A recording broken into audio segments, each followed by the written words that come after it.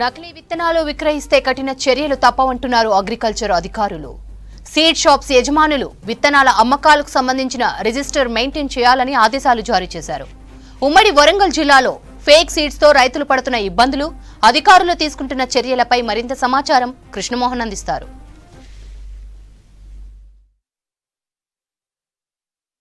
వానాకాలం పంట సీజన్ మొదలైంది. రైతులు విత్తనాల కొనుగోలు కోసం కూడా రంగం సిద్ధం చేసుకుంటున్నారు. ఈ నేపథ్యంలోనే ఫేక్ సీడ్ కావచ్చు లేదా డమ్మీ సీడ్స్కు సంబంధించి కూడా రైతులు ఎక్కడ మోసపోకుండా రాష్ట్ర ప్రభుత్వం ప్రత్యేక దృష్టి సారించింది.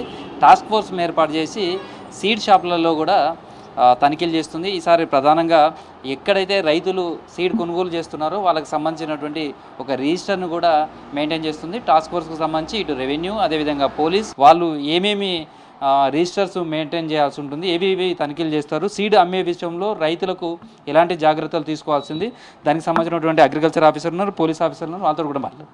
మేడం, అంటే మీరేమో టాస్క్ ఫోర్స్గా చేస్తున్నారు, తనిఖీలు చేస్తున్నారు. ఫేక్ సీడ్ అనే దాంతో రైతులు చాలాసార్లు నష్టపోయే అవకాశం ఉంది. పత్తి విత్తనాలకు సంబంధించి కొన్ని పర్టికులర్గా కొన్ని డిమాండ్ ఉన్నటువంటి కంపెనీస్కి సంబంధించి రైతులు ఎక్కువగా అడుగుతుంటారు. ఇప్పుడు మీరు ఈ సీడ్ షాప్లోకి వచ్చిన తర్వాత ఏమేమి తనిఖీలు చేస్తారు? యాక్చువల్గా మేము ఏంటి అని అంటే ఎవ్రీ వానాకాలం సీజన్కి ముందే మేము అన్ని షాప్స్ డీలర్స్ వాళ్ళకి కూడా మీటింగ్స్ కండక్ట్ చేసేసి పోలీస్ శాఖ వారి ఆధ్వర్యంలో మీటింగ్స్ కండక్ట్ చేసి ఆ తర్వాత మాకు కలెక్టరేట్ ఆఫీస్ నుంచి కూడా మాకు టాస్క్ ఫోర్స్ టీమ్స్ ఎలా ఫామ్ చేసుకోవాలి అనే గైడ్లైన్స్ కూడా వస్తాయి. అదేవిధంగా ఈరోజు మాకు రెవెన్యూ అండ్ పోలీస్ శాఖ వారి సమన్వయంతో షాప్స్ ఇన్స్పెక్షన్ చేయమని ఆర్డర్స్ రావడం జరిగింది. దానిలో భాగంగానే ఈరోజు మేము షాప్స్ ఇన్స్పెక్షన్ చేస్తున్నాం. మొదటగా మేము షాప్కి వచ్చినప్పుడు ఫస్ట్ వాళ్ళకి లైసెన్స్ అనేది గ్రేస్ పీరియడ్ ఉందా లేదా అనేది ఒకటి చెక్ చేసుకుంటాము.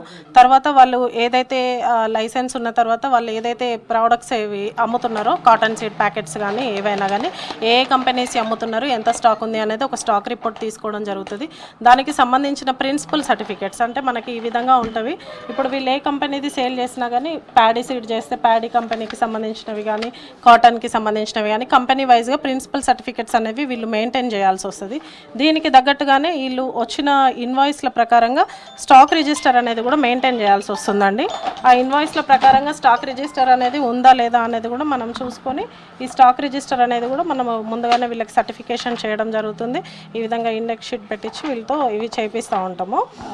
స్టాక్ రిజిస్టర్స్ కూడా మనం చెక్ చేస్తాము దీంట్లో భాగంగానే. ఇప్పుడు స్టాక్ రిజిస్టర్ ఇదేమో ఇండియన్ టైప్ అంతా కూడా చూస్తారు. సేమ్ టైంలో ఒక సీడ్కి సంబంధించి అంటే పర్టికులర్గా ఏదైనా ఒక సీడ్కి సంబంధించి తీసుకున్నాం. అయితే ఇంకొకటి చాలా అంటే కొన్ని కంపెనీస్ పర్టికులర్గా కొన్ని కంపెనీల సీడ్స్కి సంబంధించి డిమాండ్ ఉంటుంది.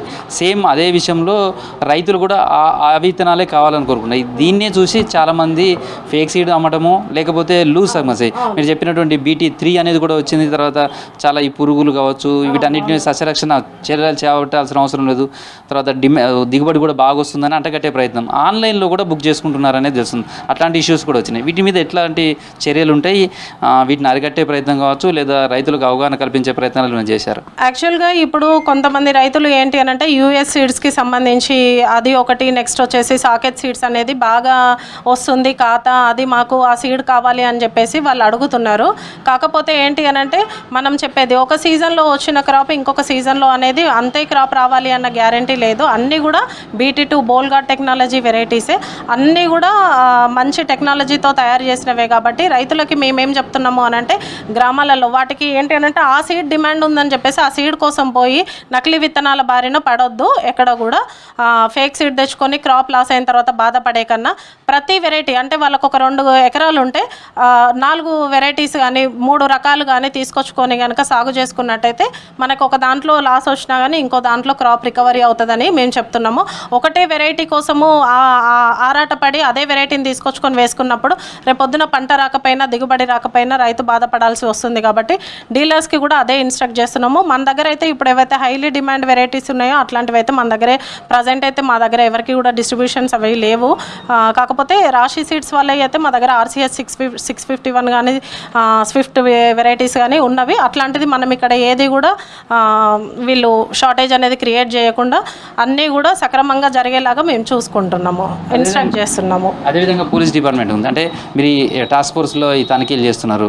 మీకు ఎట్లాంటి ఇన్స్ట్రక్షన్స్ ఉంటాయి ఈ గైడ్లైన్స్ కానీ లేకపోతే వాళ్ళకు కూడా రైతులకు కావచ్చు ఇటు డీలర్స్కి సంబంధించి కూడా ఏదైనా చిన్నదైతే ఇష్యూ లా అండ్ ఆర్డర్ కూడా మారుతుంది ధర్నాలు చేయడం.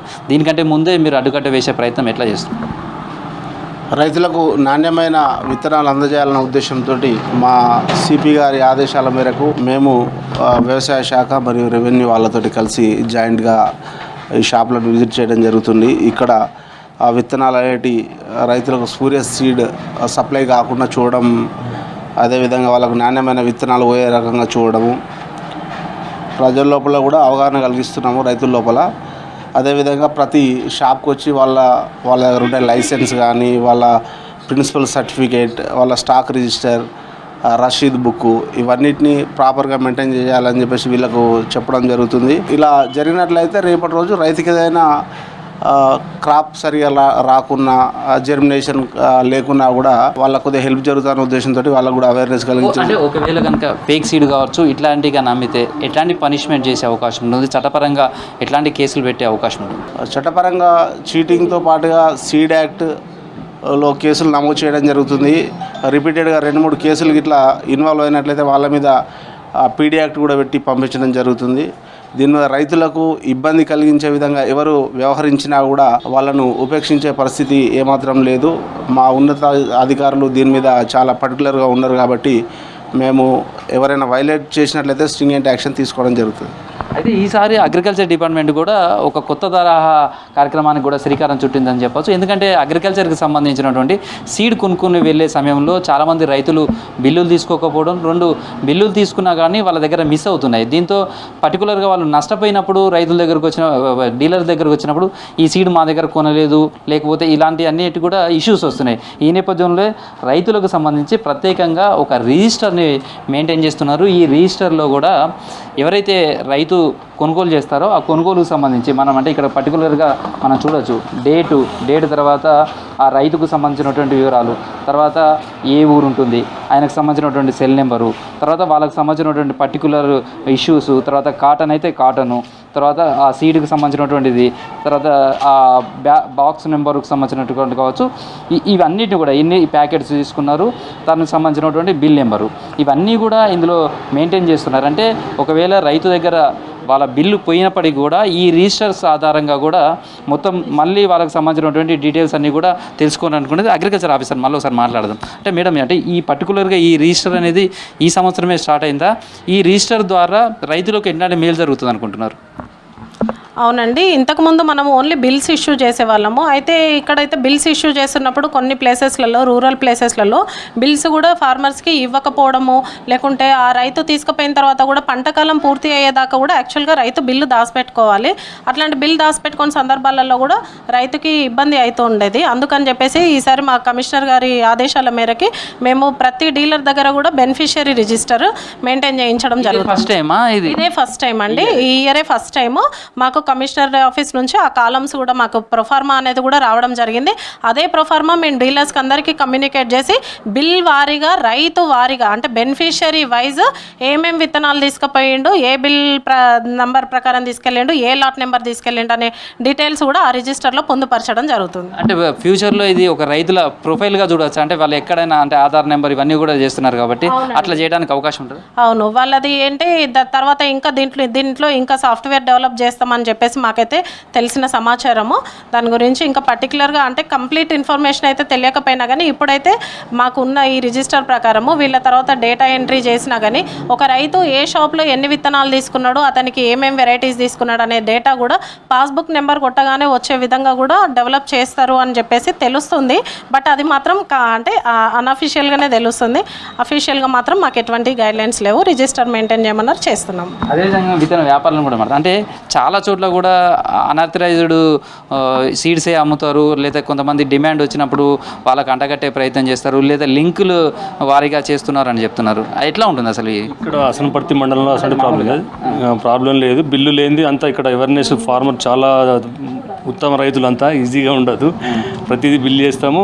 ఇప్పుడు ఈ సిస్టమ్ అయితే రైతులకు మేలే. టోటల్ మొత్తం డాటా మొత్తం ఉంటుంది. ఇది లాట్ నెంబరు ఎవ్రీథింగ్, వాళ్ళ son of mobile number everything ఉంటుంది కాబట్టి వాళ్ళకి మంచిది, మాకు మంచిది, డిపార్ట్మెంట్ మంచిది. ఇది ఒకటి మాత్రం మంచి రిజిస్టర్ మెయింటైన్ చేసినప్పుడు ఎలా అనిపించింది? ఇప్పుడు కష్టం అనిపిస్తాను కానీ తర్వాత మంచి ఫలితాలు ఉంటాయి వీటితో. కష్టం అనిపిస్తుంది రాసుడు, రోజు చిన్నపిల్లగాడు హోంవర్క్ రాసినట్టు రాసుడు అవుతుంది రోజు, కానీ మంచి రిజల్ట్ ఉంటుంది. చాలా మంది రైతులు అంటే మీ దగ్గరకు వస్తుంటారు, రెగ్యులర్ రిలేషన్ ఉంటుంది. చాలా మంది ఈ లూజ్ సీడ్స్ కొనడానికి కారణం ఏంటంటే కొన్ని చోట్ల కొంటున్నారు. ఎందుకు వాళ్ళకు అంటే జనరల్గా అసంపర్తి మార్కెట్లో అసలు లేదు. ఆ లూజ్ సీడ్ ఏంటంటే వీళ్ళు ఏదో వీడ్ సైడ్ పోతుంది అని చెప్పేసి ఒకటి రైతులకు కొన్ని సెటిలర్స్ బాగా నడుస్తుంది. ఈ ఏరియాలో అదేంత ఏముండదు. ఇలాంటి జాగ్రత్తలు తీసుకోవాలంటారు? ఏం లేదు, ఈ BT2 పెట్టుకుంటే చాలా మంచిగా ఉంటుంది, పురుగు రాకుండా బాగానే ఉంటుంది. ఇక్కడ అసంపర్తి రైతులు చాలా తెలియకోవాలి, ఇబ్బంది కాదు, మేము కూడా ఇబ్బంది పెట్టాం. మొత్తానికైతే పత్తి విత్తనాలకు సంబంధించినటువంటి విషయంలో ప్రభుత్వం అయితే జాగ్రత్తలు అనేకం తీసుకునే ప్రయత్నం చేస్తుంది. ఇక్కడ రైతులు మోసపోకుండా ఉండే విధంగా అయితే చర్యలు చేపడుతుందని చెప్పుకోవచ్చు. వీడియో జర్నలిస్ట్ క్రాంతి కుమార్తో కృష్ణమోహన్, V6 న్యూస్, వరంగల్.